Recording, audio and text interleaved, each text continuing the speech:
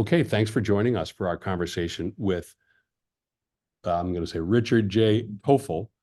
Dick Tofel has a lot of things in his resume of interest to us at the Giving Review, and we can talk about some or all of them. He has in his career worked in several prominent positions at the Wall Street Journal and Dow Jones. Uh, he's been a vice president, general counsel, and secretary of the Rockefeller Foundation. Was president and CEO of a nonprofit that planned on putting together, funding, constructing a museum and cultural center at the World Trade Center site. And he was founding general manager of ProPublica, part of a group that put that nonprofit journalism group together in 2007. For some 9 years, Dick was president of ProPublica until about 2021. And he's now principal of Gallatin Advisory, a consultancy, including to nonprofit journalism outlets. And he's got a great Substack column, publication called Second Rough Draft. And we have at the Giving Review noted several pieces that he's written for them, about which we'll talk a little bit, I think. So why don't I do this? Can we start in the middle of your career? You live in Sure, and thanks for having me. Okay, thanks so much for doing this with us. What did you do at the Rockefeller Foundation, and when? So I was at the Rockefeller Foundation from 2006 to 2007. And I ran both the legal operation there and the communications aspects. And I was also the secretary of the foundation, which is in a institutional foundation, basically means you run the board process. So those were my roles there. Who was the president of Rockefeller at the time? Judy Roden. Okay. So to the degree that gave you a good glimpse of philanthropy in America, I think it probably did, including, at the top, I'll say. Yes, it did. And also my late wife worked in institutional philanthropy for a long time. So I also got a considerable glimpse of it through her. Okay. Oh my gosh. Can I ask, one, I'm sorry to hear late, and which foundation, if you're willing to? She worked at the Annie E. Casey Foundation, and then we actually, although we had met briefly 20 years earlier, re-met at the Rockefeller Foundation. Yeah. And then she ran an operating foundation called the Century Foundation toward the end of her life. Oh, okay. What has changed in philanthropy since your glimpse and over the time you've known it through your wife, since you were at Rockefeller? Well, I think the biggest thing that's changed in American philanthropy, and it was happening very much at that time, is once upon a time in the last century, American philanthropy was really dominated by the major institutional foundations. Ford, Rockefeller, Carnegie, MacArthur, etc. That is no longer, I think, the locus of American philanthropy. The enormous fortunes that have been made in the last 30 years, a little bit more than 30 years, especially in technology and finance, have really transformed American philanthropy. And the locus of it now, I think, is with, the euphemism is high net worth individuals and the frequently family foundations through which they operate. I mean, what Mackenzie Scott is doing with the aid of a very small number of people, actually dwarfs any of the institutional foundations. And there are lots of other players. And that was really beginning to emerge at just the time I was at Rockefeller. That happened to coincide, for instance, with Warren Buffett's gift to the Gates Foundation, which was, transformative for them. It was already a major foundation, but I would classify Gates as much more in the new realm, although it's huge and therefore institutionalized in many ways, um, it is very much the brainchild of Bill and Melinda Gates, um, and even since they split up, there really is her operation pivotal and is still at Gates. That's much more at an enormous scale, admittedly, of the new wave of American philanthropy. So I think that's the big change.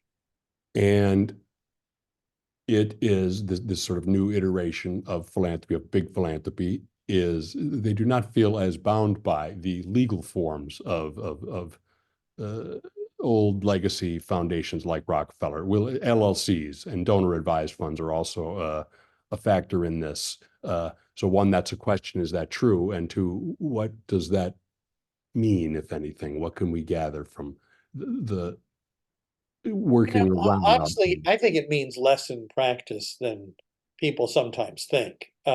It is definitely true, um, but uh,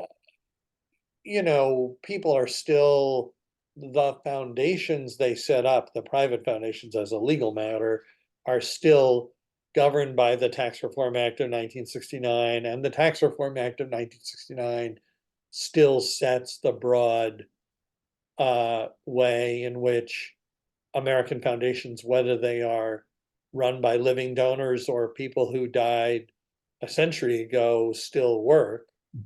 Um, the Rockefeller Foundation, for instance, uh, is federally chartered. I mean, there are very few such things in the country.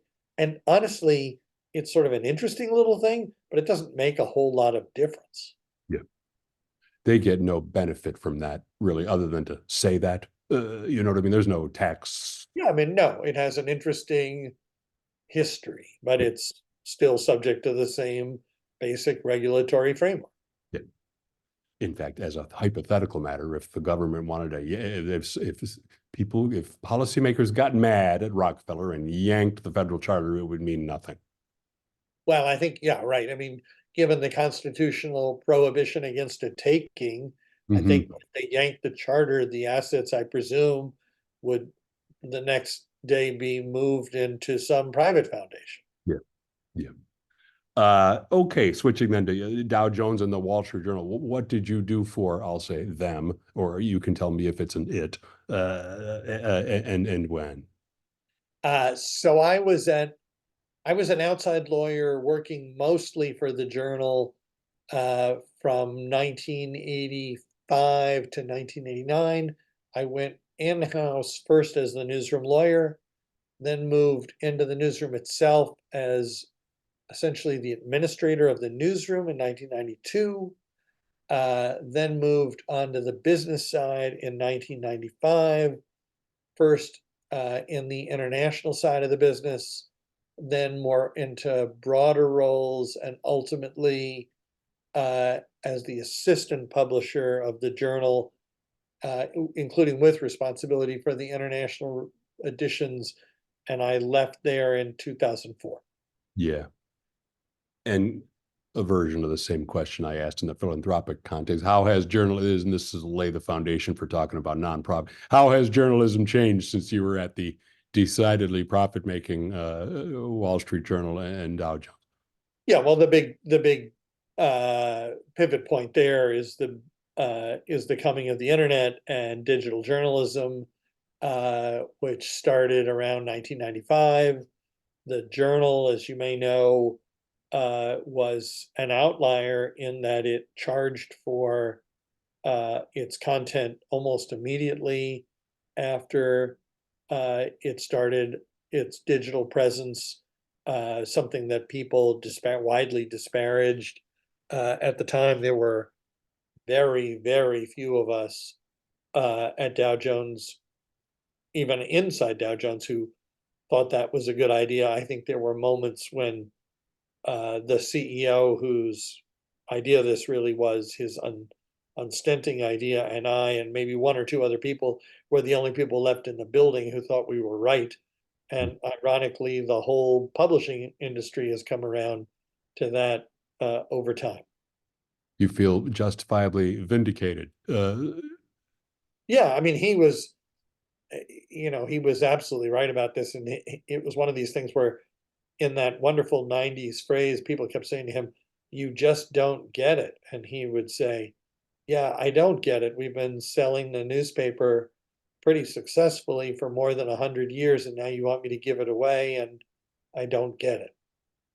And to the degree that it's a vindication, that's both financial, and this is a question, and it's helped the journalism of the Wall Street Journal. Is that I fair? think absolutely true, because it turned out that the internet, for all sorts of reasons people probably understand, at least vaguely, essentially killed the advertising business. It's not quite dead yet, but it's well along in the process of dying, and at least at the scale that even something as large as the Journal operates. Uh, and so the Journal and all of its competitors have had to move from a model that was mostly based on advertising revenue to one mostly based on subscription revenue.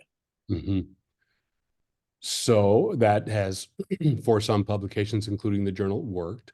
For many others, they've had to turn to philanthropy to now merge the two topics we've discussed. Uh, if there's benefits to the content of a journalism enterprise from being for profit, what are the risks of that? Uh, The risk of being for profit, or no, what are the risks of having to go nonprofit, where there might be different pressures being brought to bear on what's in the publication, actually, and how it's put together? I don't think the risks are from pressure. I think that's grossly overstated. I mean, there's always been a line between advertising and news, and now you have the same line between donors and news. Um, Look, capitalism scales much more effectively than anything else that's ever been invented. So nonprofit publishing is much harder to scale than for-profit publishing if it works. That's the biggest challenge. And then let's pursue the line between what would now be the funders of nonprofit journals, between donors and news. Uh, isn't that harder to keep as a line than the other one? I guess your point is no. And aren't there? I don't think so. I mean, I wrote a biography after I left Dow Jones of a guy named Barney Kilgore, who was the founder of the modern journal, the person who really put it on the path between the 1930s and the 1960s. He ran the company from the late 30s or early 40s until he died in 1967. Um, and uh, in about 1954, well, actually in 1954, um, he had a huge confrontation with General Motors, which was then the largest corporation in the country and in the world, was also by far the largest advertiser in the Wall Street Journal, and was extraordinarily unhappy with the fact that the Journal had gotten a hold of and had published plans for the 55 models of some GM cars. Uh, And GM started an advertising boycott of the Journal, attacked the Journal publicly. He held his ground, um, counterattacked, and said, we're going to do our work honestly and independently. And if you don't want to advertise here, that's your problem. We think it's an important way to reach our readers who you want to have be your customers. But if you don't see it that way, fine. And literally within a couple of weeks, GM capitulated. And it was really a very important moment in the development of the modern journal. It was also an important moment in staking out the important independence of quality publishing from the people who pay the bills. And I think it is a lesson that we took seriously at ProPublica from the first moment, and that I think all publishers, for profit and nonprofit, quality publishers, observe to this day. yeah. I fear I'm going to ask you like three different versions now of the same question, but is there a version, in a modern version of big foundation, maybe even a middle-sized foundation, that backed down in the way GM did with the Journal, in the face of an objection to what they might have wanted from a nonprofit journalistic outlet. I don't think these confrontations happen very much anymore because at the good places, if people say the money comes with strings, you just say no thanks. Yeah. And the people who would want to have it come with strings end up not offering it.